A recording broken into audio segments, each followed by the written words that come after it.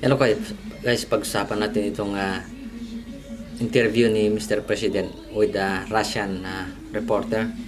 Nang first na tanong niya ay, are you still fit to be a president? At napakaganda po ang sagot ni Presidente na parang sinisiraan lang siya ng mga yung media na pag-aari ng Amerika. Pakinggan natin ang napakagandang sagot ni President. Speaking to RT at this difficult time for your country, difficult period, which is what my first question is about. Your recent absence during the Tal volcano eruption, and people have been worried. There has been widespread concern about that absence and about your health. Are you still fit to be president? You know, please do not believe media, especially the Rappler, that's the mouthpiece of the CIA and the U.S. I was there before they made the announcement that they did not go.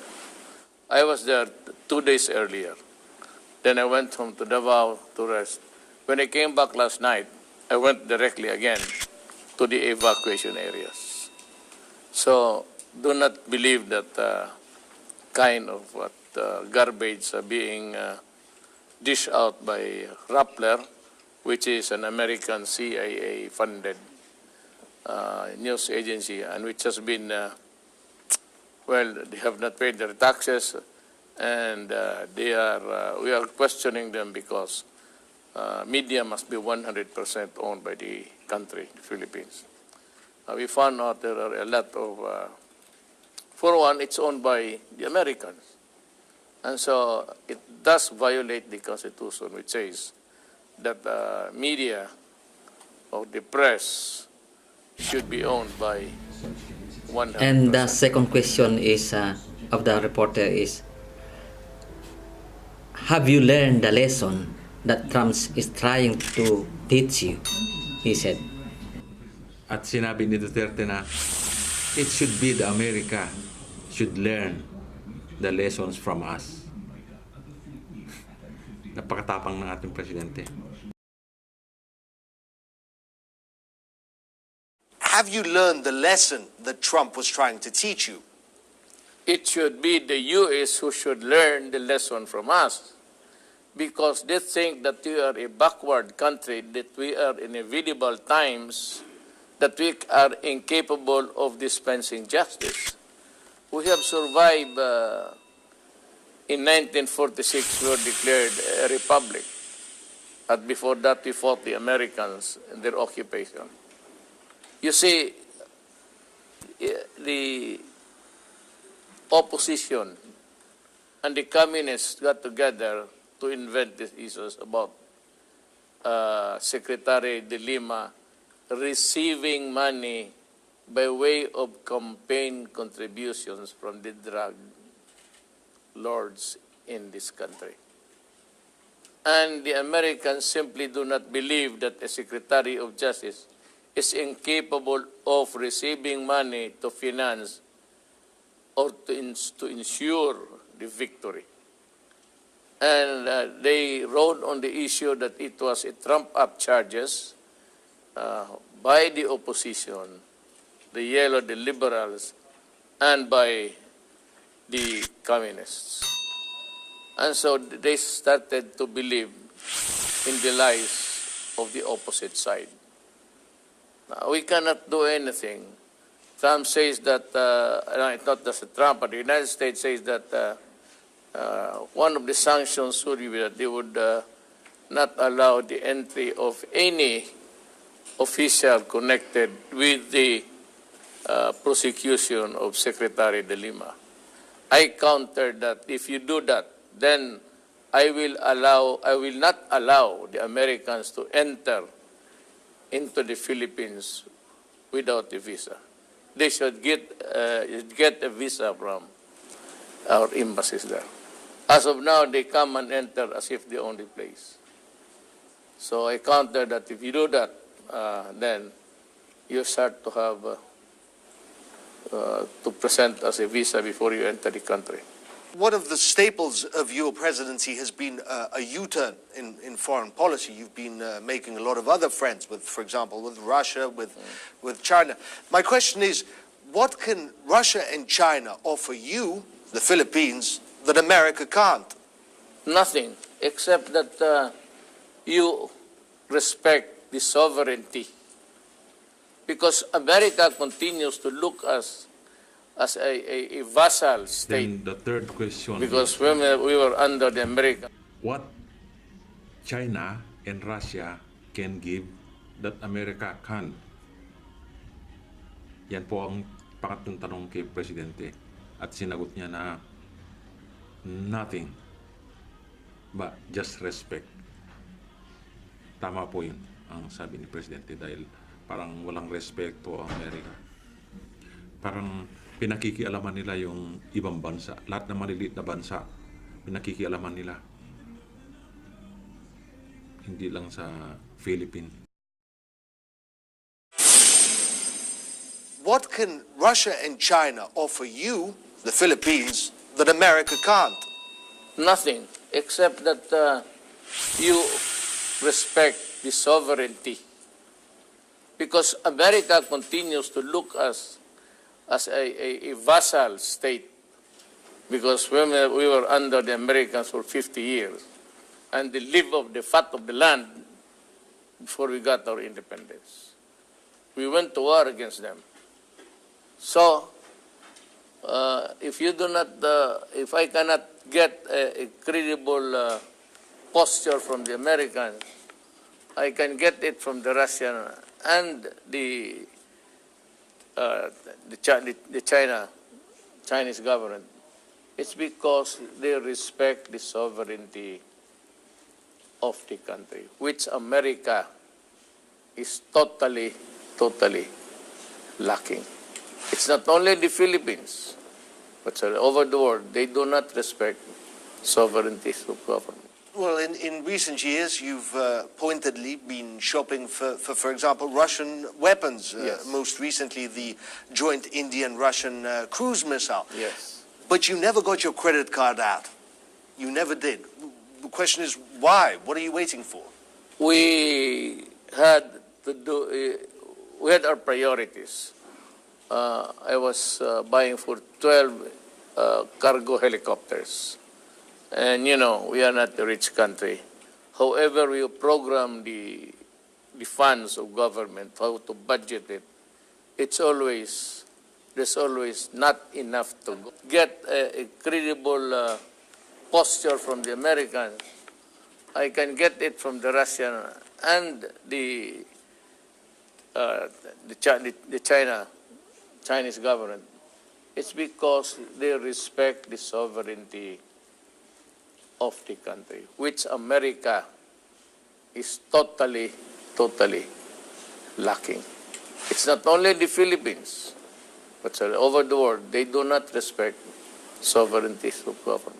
Well, in recent years, you've pointedly been shopping for example, Russian weapons. Yes. Most recently, the joint Indian-Russian cruise missile. Yes. But you never got your credit card out. You never did. The question is, why? What are you waiting for?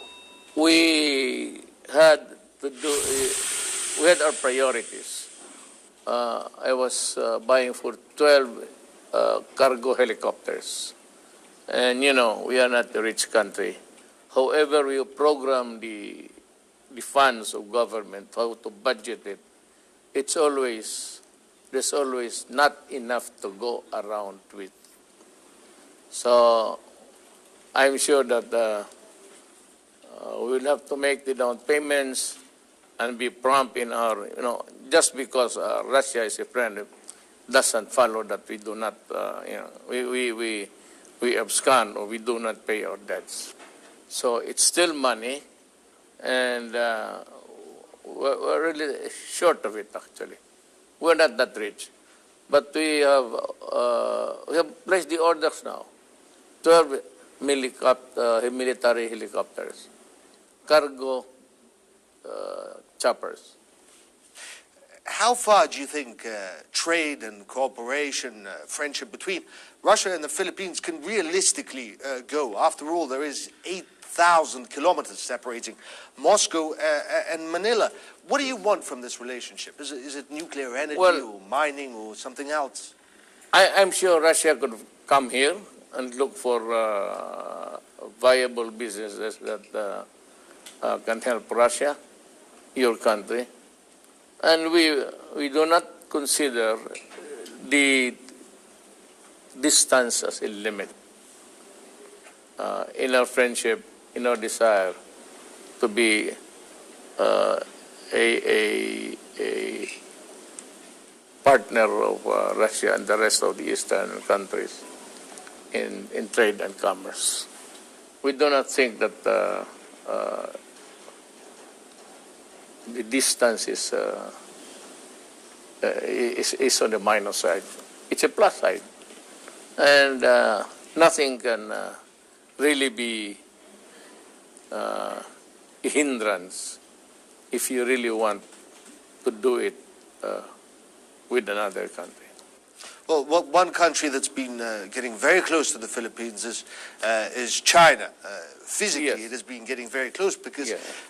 unlike, say, for example, Vietnam, which has been very vocal in its opposition to China's South China Sea claims, you and the Philippines, they haven't been as vocal in their opposition. Why is that? Because, the other side really wants to do a more aggressive stance. And I cannot afford to do it. I cannot afford a stand where I would be drumming my war drums because we cannot afford it. It would annihilate the Philippines. And so that is a very dangerous. Spratly Island is near our islands, Very close. our provincial islands. The local government of the Philippines is near them. And so it would be a reckless move if I send out, just like Vietnam, small vessels only to get a bloody nose at the end of the day. The response might not be that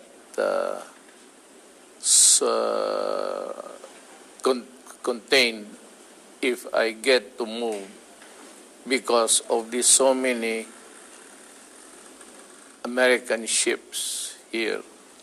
They might just also want to take advantage and make a pretext that they are defending the Philippines, and it will blow out beyond our control. And I said, a war with China at this time is of no use to us. We might as well just be friendly, do some, improve our trade and commerce, and let time heal its.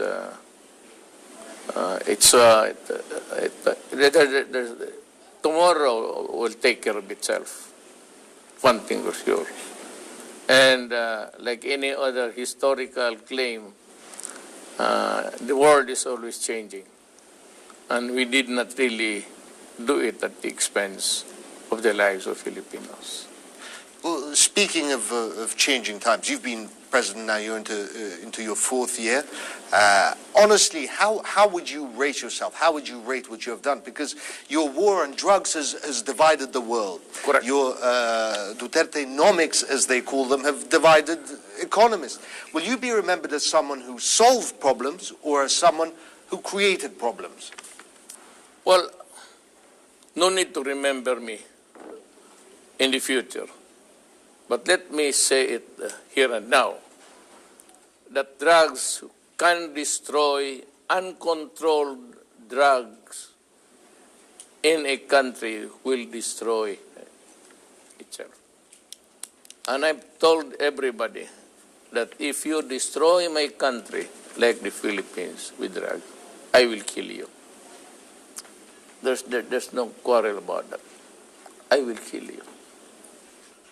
And but the economics is I'm veering towards so many I'd like to open new fronts with Russia, with China. We have increase in trade and commerce. It's robust. And maybe if I could start trading with Russia, it would be good. It would be not fine. I mean, America is not the Philippines, and the Philippines is not America. It ain't that way anymore. And I refuse to dovetail their American foreign policy. They were always antagonizing the Chinese. Did you hear what the president said? They're always antagonizing Chinese. What they do is they divide and rule. They make nations chaos and rule. That's what they are doing long before. And so did the Philippines. I just received an invitation to go to the United States together with the Asian leaders. I haven't been to the States. I was invited by Obama. Well, I did not go there. Will you go? No. No. Didn't you say you wanted to make friends? Yeah, but one time when I was being criticized by Obama in a press conference, he should have realized that I was also a head of sovereign state. But he should have criticized me in the proper venue. Should have brought the case to the United Nations rather than castigate a president of another country on a press con. So I got mad. But I would never do it to Trump because he's a very nice person. Actually, Trump is a nice person. It's just his style of doing things. But Trump does not. I do not believe that he really wants to go to war. Maybe he wants to teach some leaders also. How can the Philippines stay on the path that you set without your passion and without your unique style? Frankly, I cannot answer the question, and I cannot even know who's going to succeed me. It would greatly depend on the people now, either in the opposition or with me in my administration, to really think hard about it. But if we are improving economically, if we have reduced crime to 47%, we have lowered the drug-related crimes here, it would mean a lot. I would gladly say that no country can progress without law and order. No country, no city. That is in my experience. Lastly, if I may, why do you think people have allowed you to do and say what you have done and said? Why is it that sometimes you've done things that they don't want and yet still they support you? Well, because people are used to, human beings are animals of habit. When it's being done and done and done, repeatedly done, it's kind of it comes to them naturally and almost a second nature. But when they see things, when they see good things arising from a little discipline, if they say improvement or the things which are allowed but are prohibited, people should realize that it is in my generation, it is during my time that I should be doing things to protect, to make them easy. I fight the wars, and I want to end it now. And I want to end communism. I want to end drug problems. or at least reduce them to the barest minimum so that the next generation will not have so many problems to solve. Tell me if it's wrong to be passionately defending your country against drugs, especially now that the drugs come in from the Bamboo trial, the Bamboo trial, and Senyelosa is also coming in with cocaine.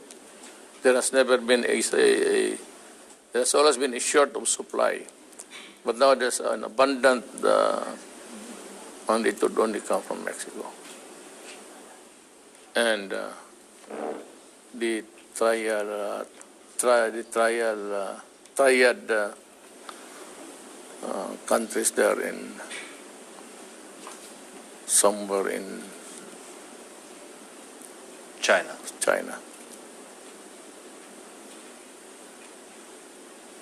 Well, it is not the policy of China. China also executes people. But we are not as rich as China. We don't have the most sophisticated gadgets. We cannot afford the high-priced drug, whatever it is, equipments that can tell you if drug is there or not. At your age, what drives you? What motivates men that are older increasingly to go into politics at 70, at 80? Because politics, it's difficult. It's a fight. It takes a lot of energy every day. It's a daily war. What motivates you to get up in the morning? I have not realized that. I have not taken it into account. But I do my work just this way. President, you've been, like always, very candid and straightforward. One more time, thank you very much. It's my pleasure.